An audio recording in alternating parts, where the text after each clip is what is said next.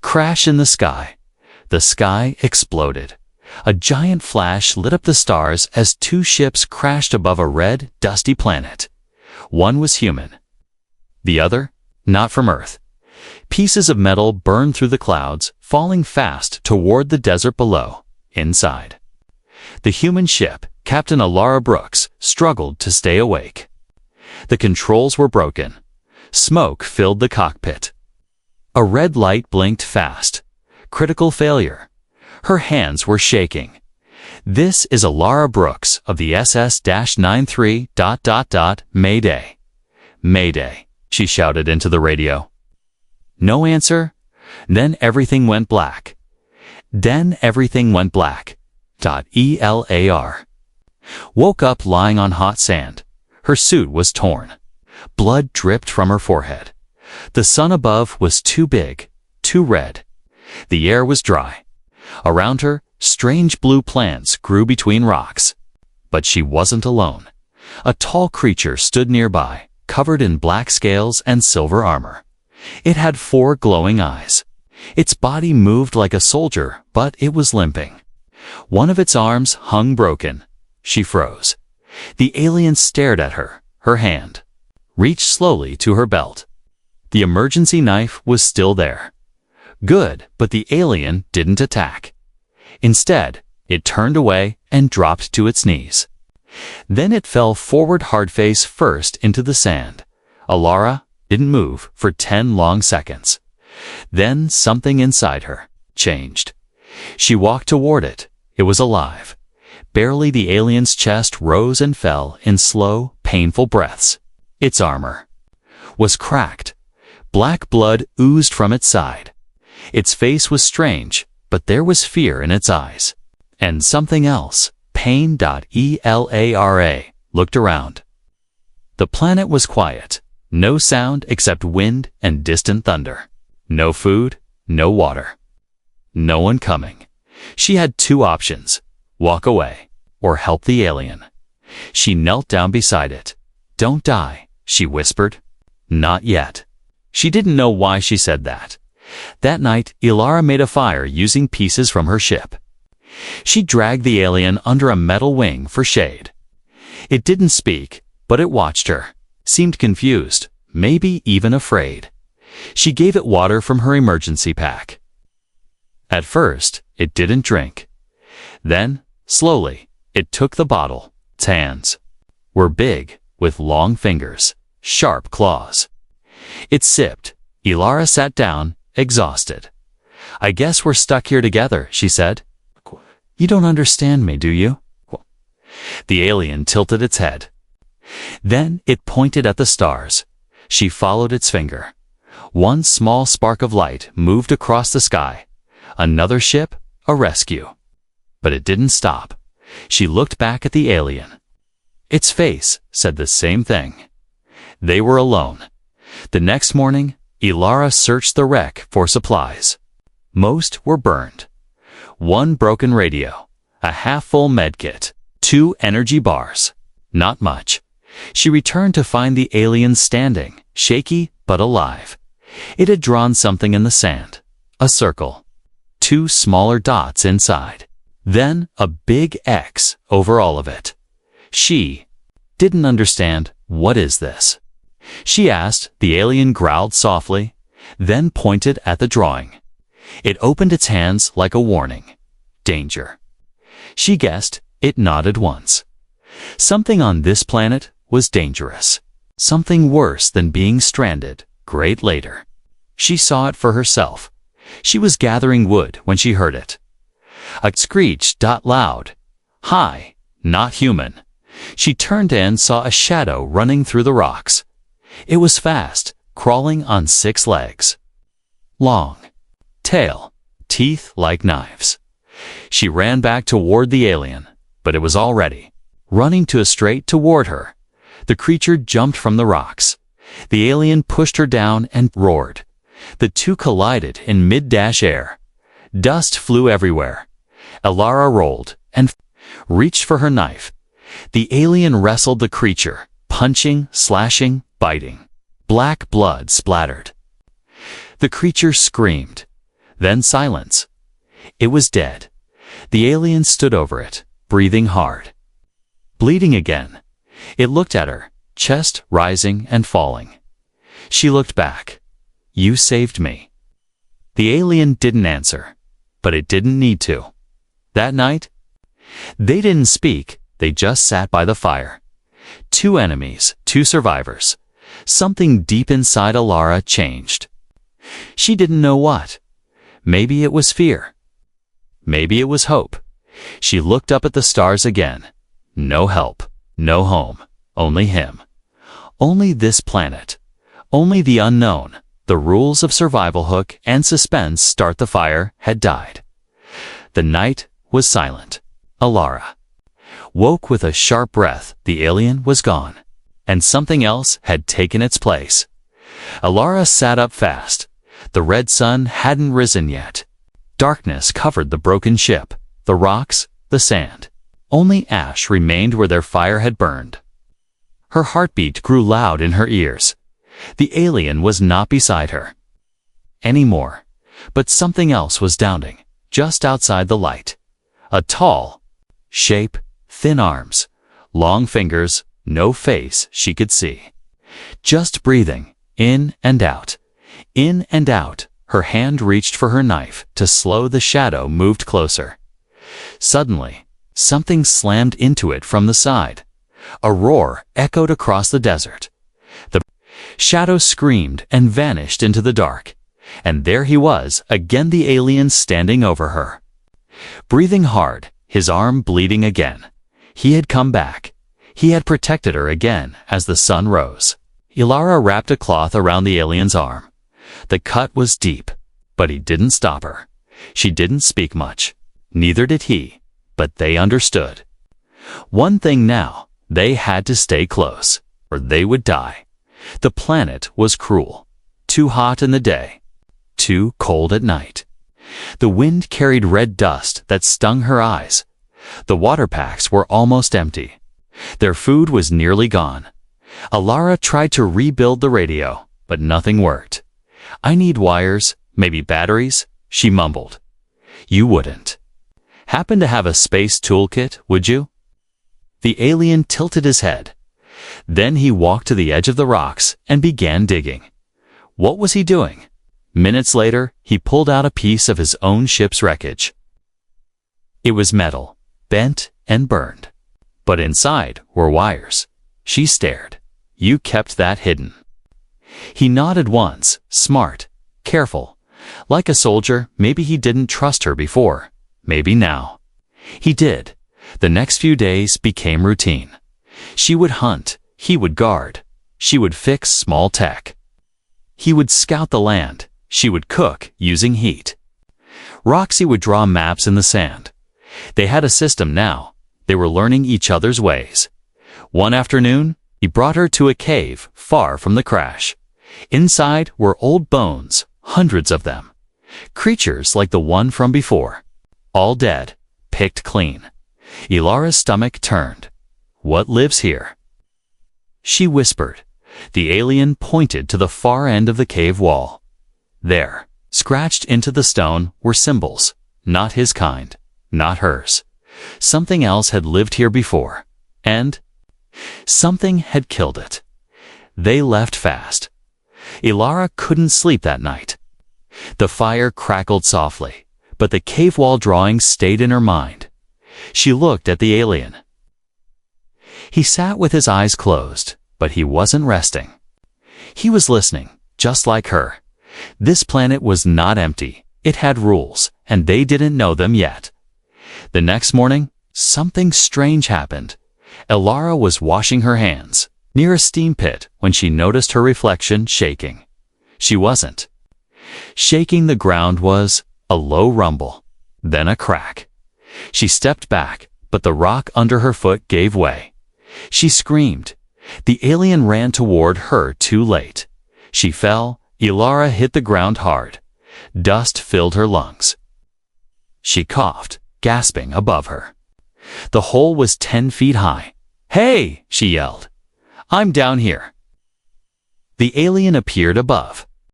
He looked around quickly, then jumped in without a word. She couldn't believe it. He landed beside her, hard but steady. Then he pointed at the wall. Glowing stones, lines of green light, a hidden cave.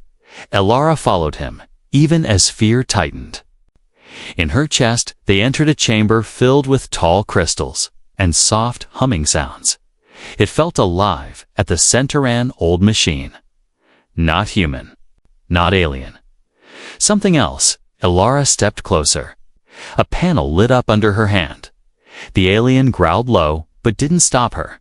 The machine spoke, not with words, with feelings. With images in her mind, she saw a war, a planet burned, and a baby crying. In the dark, then it stopped. She gasped. The alien caught her as she stumbled back. "Did you see that?" She whispered. His eyes said yes. He had seen it too. They left the cave in silence. They said nothing that night, because they both knew now this planet was not natural. It was built, and they were not alone. Fire and fear, hook and suspense start. The alien screamed like a wounded animal. His body twisted on the ground. Elara thought he was dying, but what came out of him was not blood.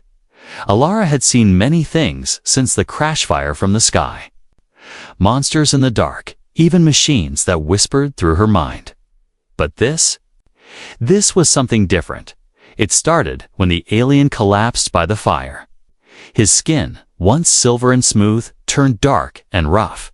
His body shook. Steam rose from his shoulders.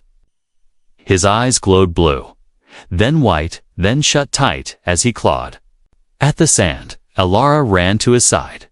"What's happening? Hey, talk to me." But he only screamed louder. She tried to hold him still, but his body was hot. Burning hot. Then his chest cracked open. Not like a wound, like a shell, and something inside began to glow. Elara backed away. She grabbed a stick from the fire and pointed it like a weapon.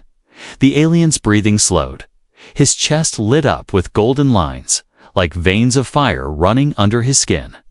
His muscles tightened. His hands clawed into the dirt. Then silence. A long, deep breath escaped his lips. The glow faded. His body stopped shaking, and he opened his eyes. Again, different eyes. They were no longer hard and sharp. They were soft, almost human. He sat up slowly. His armor was cracked.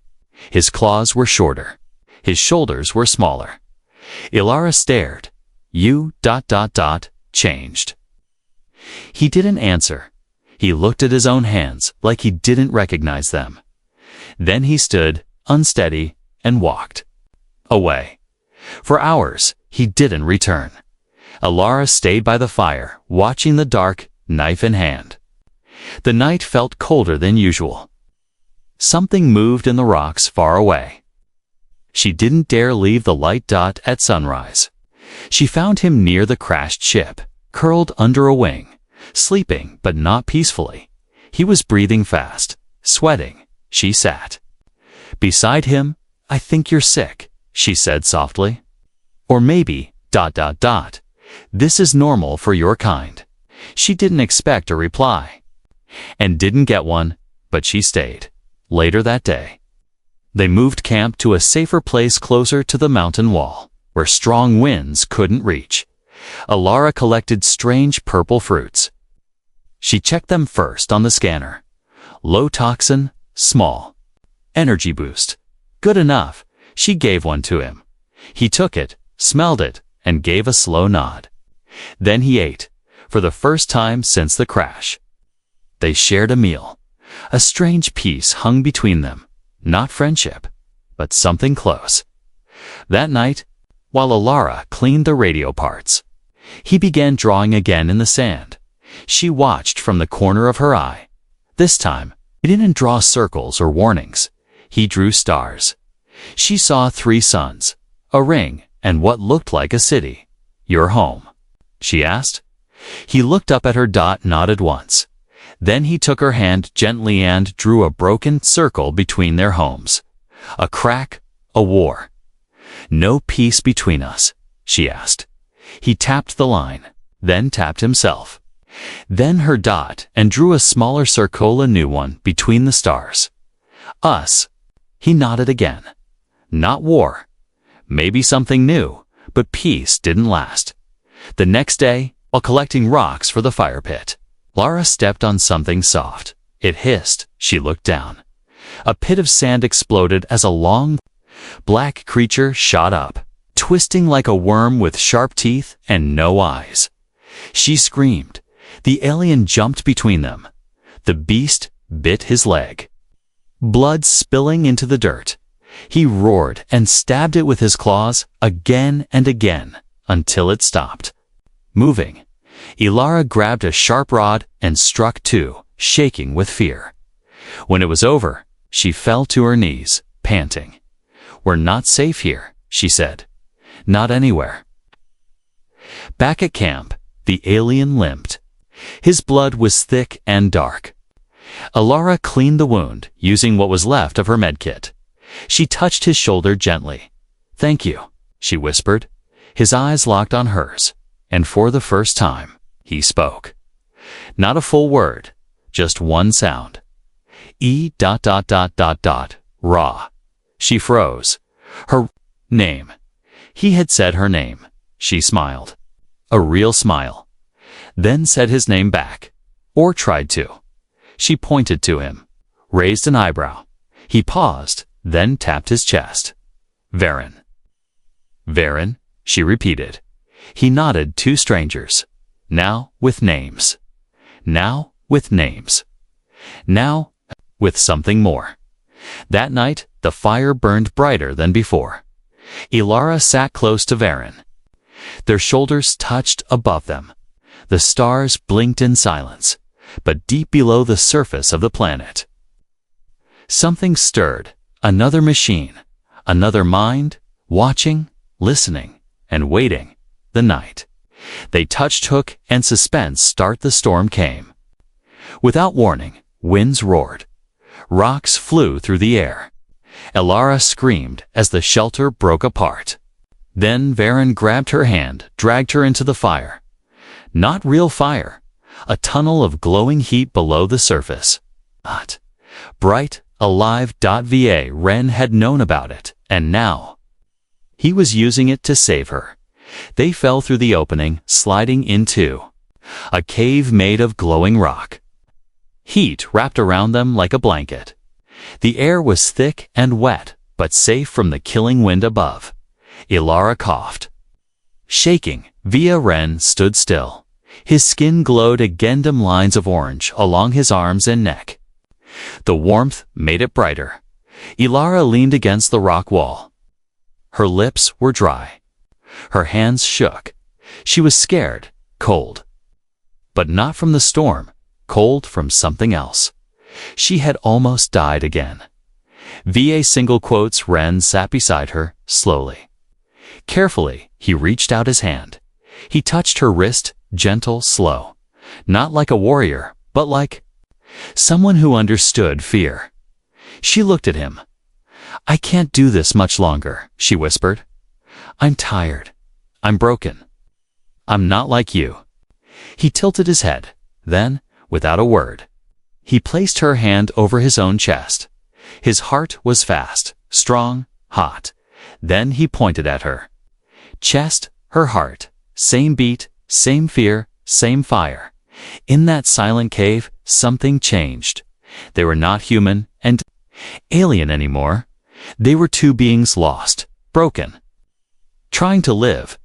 Ilara moved closer. Varen didn't stop her. She placed her head on his shoulder, closed her eyes. His arm wrapped around her. The storm howled far above, but in the fire cave there was no wind, only breathing, only warmth, only the sound of two hearts slowing down. Later, they explored the cave. It was bigger than they thought, made by someone, not nature. The walls were covered with markings like stars, like bones, like stories. Ilara traced her fingers over one that showed a creature with a round belly, glowing. A birth. She didn't understand it, but something about it pulled at her. Viren didn't look at the drawings. He stood near a glowing pool and touched the water. It changed color with his touch from orange to green too. Blue dot when Ilara touched it too. It turned white. They looked at each other. What did it mean? That night, they didn't return to the surface. They stayed in the warm cave. Safe, quiet. Ilara couldn't sleep. Her body ached. Her chest felt tight. She watched Viren breathe, his chest rising and falling slowly. He looked peaceful. She whispered, "Why do you care?" His eyes opened. He didn't answer, just reached for her hand again and didn't let go. What happened next was not planned, not words, not decisions, just closeness, just trust. Ilara touched his face warm, rough, alive. Viren touched her neck slow. Careful. They moved closer. Breath on breath. No fear now. Only curiosity. Only need. Their lips met not a perfect kiss, but not a mistake. Either it was real, it was quiet, it was two lonely souls, holding on to the only thing that felt alive. When Ilara woke, Viren was gone. She sat up fast, heart pounding. Then he returned, carrying strange white fruit in his arms. He placed one beside her. She took a bite, sweet, warm. It tasted like light. She smiled. He smiled back. First time, a real smile, no teeth, no growl, just light in his eyes. But peace never lasts. As they returned to the surface the next day, the sky was black again. Not storm clouds, not night. Something else. A ship, big, silent, not human, not his. Viren stepped in front of her. Protective. Ilara whispered, "That's not rescue, is it?"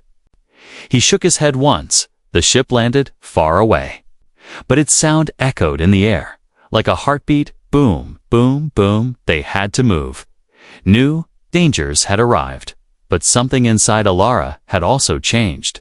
Her stomach turned, her balance shifted, and for a moment, just a second, her skin glowed faintly. She didn't notice it, but Viren did. He looked at her, wide-eyed. Fear in his face, and something else, wonder. Something growing inside hook and suspense. Ilara's hand shook as she reached for the water. But the moment her fingers touched it, the liquid turned gold and the pain in her stomach returned, sharper than before. Viren stared at her, and then at her belly. Ilara sat on a flat rock under the pale light of a double moon. Her back ached, her stomach twisted. For 2 days now, something inside her had felt strange wrong. She told herself it was just hunger, stress, or maybe the fruit. But deep down, she knew something was changing, and it was not just inside her mind. Viren watched her from a short distance. He didn't speak. He hadn't spoken since they left the fire cave, but his eyes were different, worried, focused. He had seen the glow under her skin. She had seen him notice it, and neither of them had said a word. They moved through the red forest quietly, hunting for supplies. The trees here were tall and hollow. When the wind passed through, they sang like flutes. Ilara tried to focus on the sounds, tried to enjoy the strange beauty, but every few minutes, she had to stop. The pain was growing, like something was pressing from the inside, not sharp, not deadly, but alive at night. She couldn't sleep. Her dreams were filled with images that weren't hers. A hand clawed but small. A cry not of fear, but hunger. A heartbeat that echoed louder than her own. She woke with sweat on her skin. Viren sat by the fire. Still awake, she walked to him. "I need to ask you something," she said. He looked at her. "I'm not sick, am I?" He didn't answer. She placed his hand gently on her stomach. It was warm there, very warm, and it pulsed like a second. Heartbeat.va. Ren pulled his hand away slowly. His face changed. Not fear, not anger. Something deeper. He knelt before her and placed his head against her.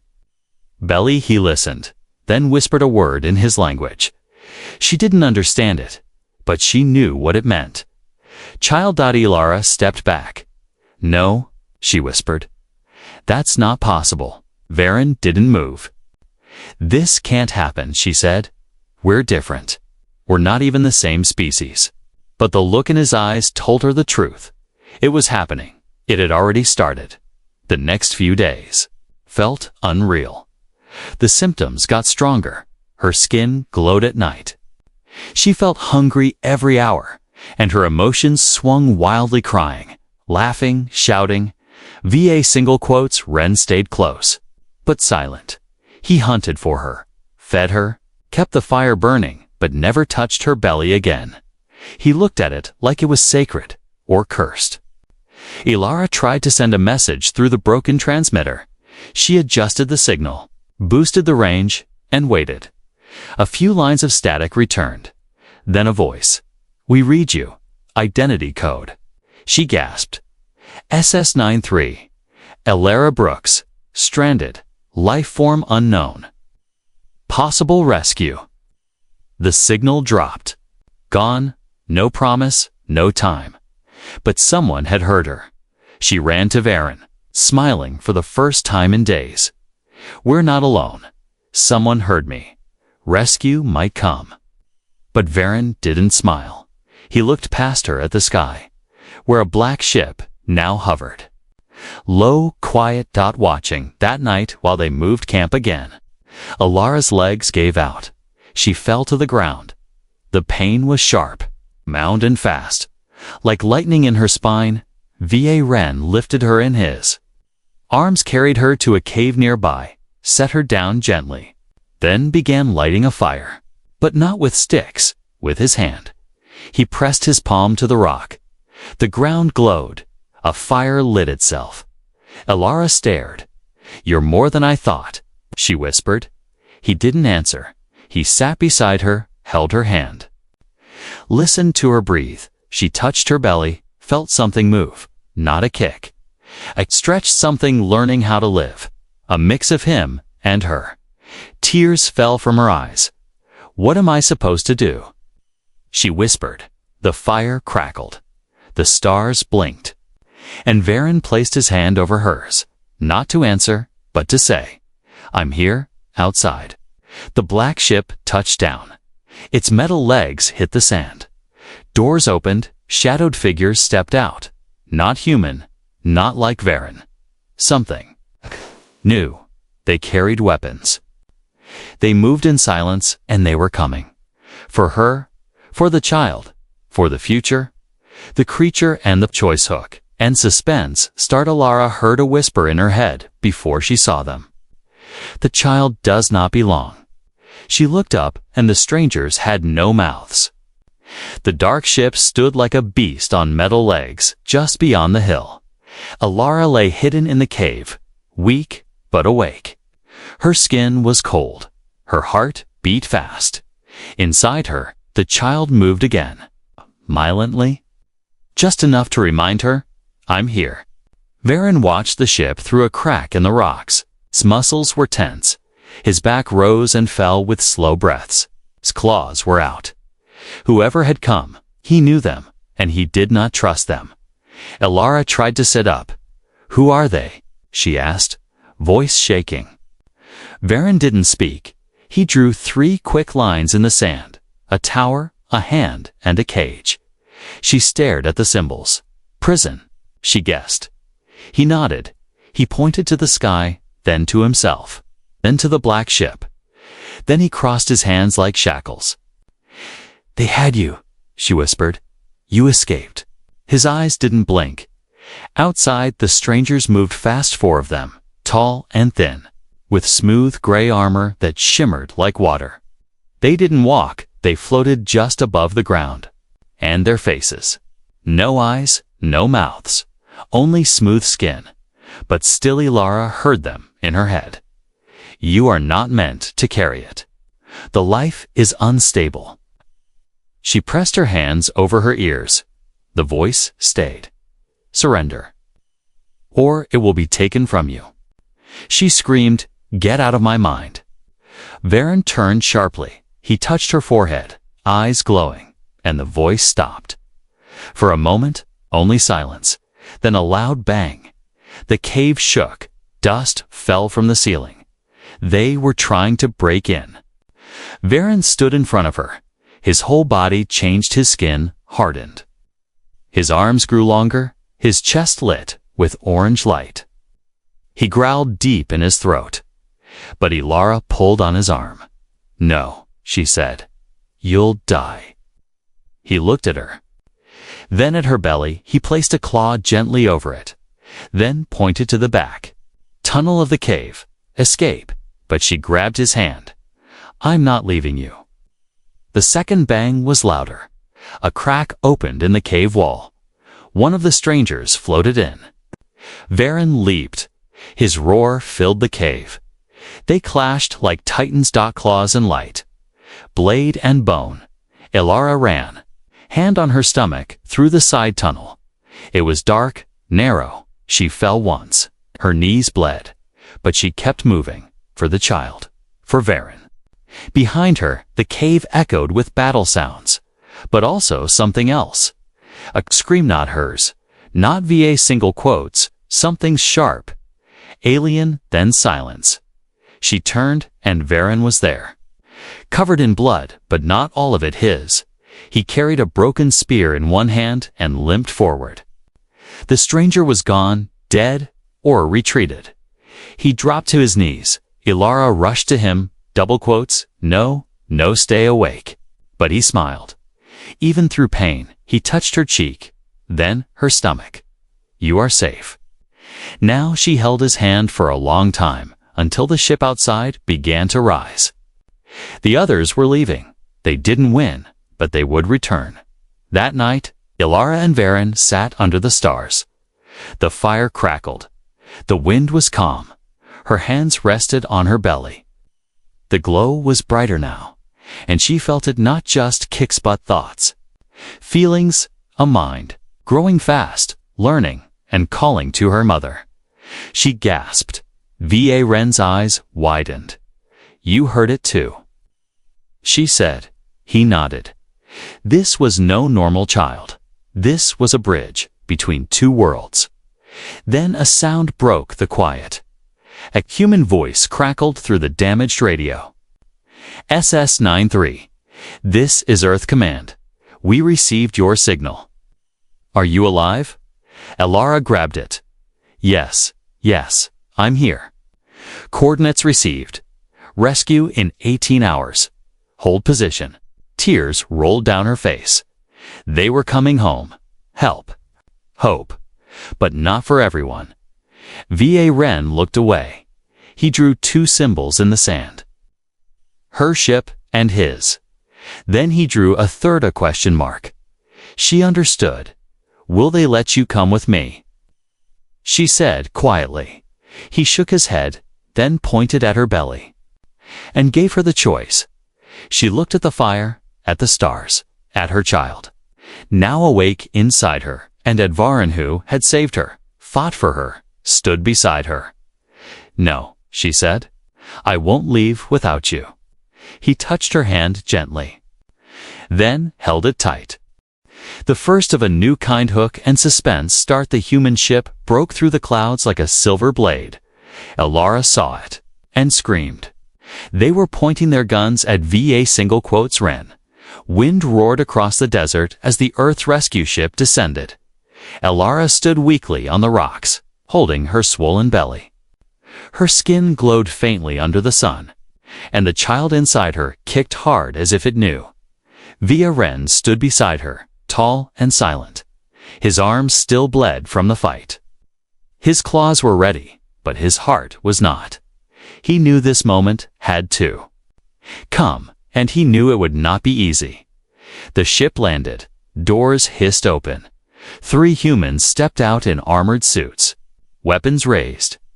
Their helmets hid their faces. Elara stepped forward, hands up. Wait, don't shoot. He's with me. The leader's voice echoed through a speaker.